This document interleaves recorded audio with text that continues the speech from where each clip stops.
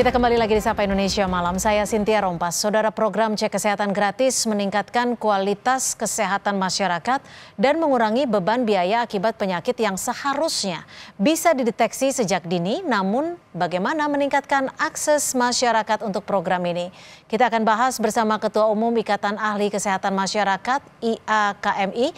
Sudah ada Mas Hermawan Saputra dan juga warga yang mengikuti cek kesehatan gratis. Sudah ada Ibu atau Mbak ya nih ya, Mbak Rina Bahmi serta kita langsung akan membahasnya. Mbak Rina, tadi gimana cek kesehatannya? Sulit nggak?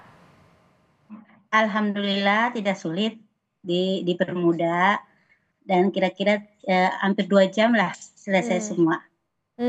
Ngantri? Ngantri. Tapi yang dicek apa saja di Mbak Rina? Dan saat dicek ini ada penjelasan yang cukup lengkap tidak dari dokter yang berjaga? Oh, sangat lengkap sekali. Pertama saya lewat pendaftaran. Kebetulan pendaftaran itu memakai aplikasi ya. Langsung datang ke puskesmas terdekat. Puskesmas Ciater, kebetulan saya berada di daerah Ciater. Terus setelah dari pendaftaran Ciater sama ini langsung ke cek tekanan darah. Tekanan darah, terus lingkar perut sama tinggi badan. Oke. Setelah itu ke lab. Jadi ada apa saja hasil dari pemeriksaan cukup dijelaskan? Informasinya cukup dijelaskan ya oleh dokter di sana ya? Alhamdulillah cukup jelas. Setelah saya udah cek semua, terakhirnya saya langsung ke dokter dengan hasil dari lab sama tadi mata, gigi. Pokoknya lengkap lah semualah. Untuk mendaftarnya gimana nih Mbak Rina? Saya kebetulan mendaftarnya di informasinya lewat warga ya, dan lewat puskesmas setempat bahwa diadakan cek kesehatan gratis. Hari itu juga saya langsung langsung daftar. Besok paginya saya langsung ke puskesmas. Oke, jadi memang bertepatan dekatan dengan hari ulang tahun ya berarti ya Mbak Rina ya? Iya, betul Mbak Cynthia. Oke, selamat ulang tahun juga kalau gitu untuk Mbak Rina. Saya ke Mas Hermawan. Mas Hermawan, ini kan programnya memang dilaksanakan akan menyasar 20.000 puskesmas. Kalau dari catatan IAKMI ini, bagaimana kesiapan dari nakes dan juga fasilitas kesehatannya? Ya, jadi Mbak Cynthia, kami memantau 2 hari ini ya perjalanan penyelenggaraan cek kesehatan gratis ini. Rupanya ada banyak sekali tantangan di lapangan karena kalau kita di Pulau Jawa dan khususnya kota-kota besar sebenarnya tidak ada masalah, bahkan bisa lebih dari kuota sekitar 30 orang per hari. Tetapi di daerah ini rupanya belum banyak antusiasme masyarakat yang hadir. Bisa jadi karena informasi kurang untuk didapat tentang aksesnya bagaimana, pendaftaran dan juga mekanismenya bagaimana, tetapi juga yang lebih penting sebenarnya tadi kesiapan fasilitas dan tenaga kesehatan. Nah, fasilitas kesehatan kita baru pada puskesmas ya sebagai penyelenggara, padahal FKTP atau fasilitas kesehatan tingkat primer ini di samping puskesmas ada juga berupa klinik-klinik swasta, terutama yang sudah bermitra dengan BPJS dalam rangka jaminan kesehatan nasional. Nah, di luar Jawa atau di luar kota-kota besar ya, terutama di wilayah Sumatera, Kalimantan, Nusa Tenggara, Maluku, dan Papua, itu banyak sekali komunitas atau tempat tinggal yang jauh dari puskesmas yang ada. Maka perlu juga didekatkan dengan adanya klinik-klinik swasta ya sebagai penyelenggara juga untuk cek kesehatan ini. Itu poin yang utama. Poin berikutnya satu lagi mungkin Mbak Cynthia adalah pemanfaatan jejaring. Di daerah itu ada Pustu, ada juga Posyandu, Polindes, Poskesdes, atau bahkan jejaring seperti kecamatan, kelurahan, tokoh agama, tokoh masyarakat untuk mempermudah informasi dan kanalisasi komunikasi agar masyarakat sadar dalam penggunaan kesempatan ini dengan baik.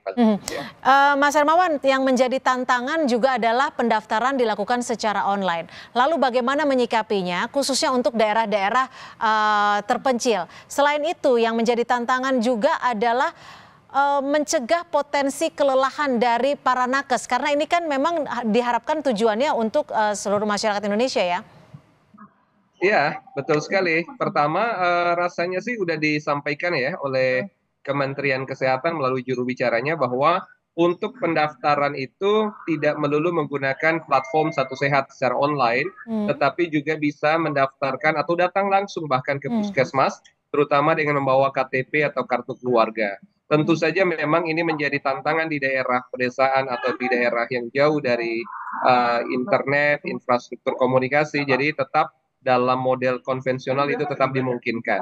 Ya, Nah, hal yang berikutnya adalah kalau kita bicara tentang apa namanya platform Satu Sehat juga harus ditopang juga baik. dengan fasilitas infrastruktur yang lain ya. Hmm. Nah, kemudian kalau kita bicara target populasi kita ini kan cukup besar.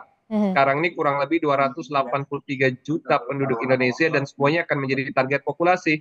Tetapi dengan adanya ulang tahun ini, tentu akan terdistribusi normal ya, mulai dari Januari sampai Desember, momen ulang tahunlah yang menjadi momentum yang cukup diingat, dan Ya, itu kita berharap tidak terjadi penumpukan di oke. sentra-sentra pelayanan cek kesehatan gratis. Hmm. Paling tidak pemerintah sudah menetapkan kuota per hari Ya. 30 pasien ya, terutama untuk di wilayah-wilayah kota besar ini rasanya akan Ya. kelelahan tadi akan Hmm. terantisipasi dengan baik dari Nakesma. Baik, saya kembali ke Mbak Rina. Mbak Rina, berdasarkan pengalaman Mbak Rina tadi melakukan pemeriksaan kesehatan gratis. Untuk fasilitas kesehatannya apakah sudah memadai? Dan apakah ada yang perlu diperbaiki dari pelayanan pemeriksaan kesehatan gratis ini? Oh, kebetulan kemarin itu udah memadai sama dengan rumah sakit Hmm. apa ya, rumah sakit swasta. Oke, jadi sudah cukup lengkap semuanya ya? Udah cukup lengkap. Ada masukan mungkin yang bisa diberikan agar pelayanannya bisa lebih baik dan juga lebih menjangkau banyak masyarakat? Yaitu masukannya aja untuk meningkatkan kesadaran masyarakat tentang pentingnya cek kesehatan. Apakah Mbak Rina juga sudah mengajak kerabat, keluarga untuk melakukan cek kesehatan gratis ini sebagai kado ulang tahun? Oh, langsung hari itu saya share ke warga-warga semua di lingkungan saya. Oke.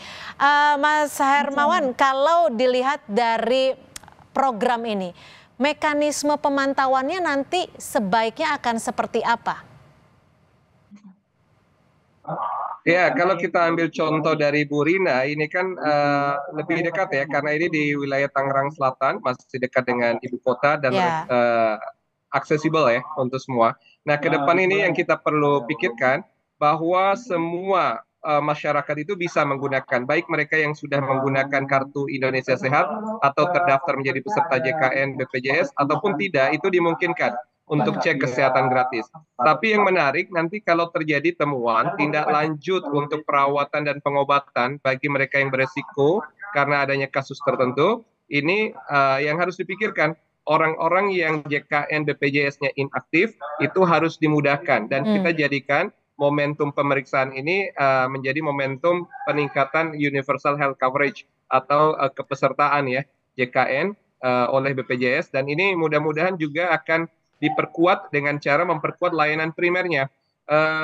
Mbak Cynthia, sedikit saya kaitkan, banyak klinik-klinik swasta sebenarnya yang berpotensi kerjasama dengan BPJS. Tapi sebaliknya, mudah-mudahan BPJS juga memperkuat klinik swasta dengan tidak mudah untuk memutus hubungan apabila terjadi pengajuan kemitraan atau juga ada hal-hal yang menyangkut dinamika kerjasama. Ini akan mendekatkan akses masyarakat terhadap pengobatan dan cek kesehatan gratis ini untuk kebaikan bangsa. Ini yang menjadi catatan penting buat kita, Mbak Cynthia. Baik, terima kasih Ketua Umum Ikatan Ahli Kesehatan Masyarakat IAKMI Hermawan Saputra dan juga warga yang sudah mengikuti pemeriksaan kesehatan gratis Mbak Rina Bahmit. Terima kasih sudah berbagi di Sapa Indonesia Malam.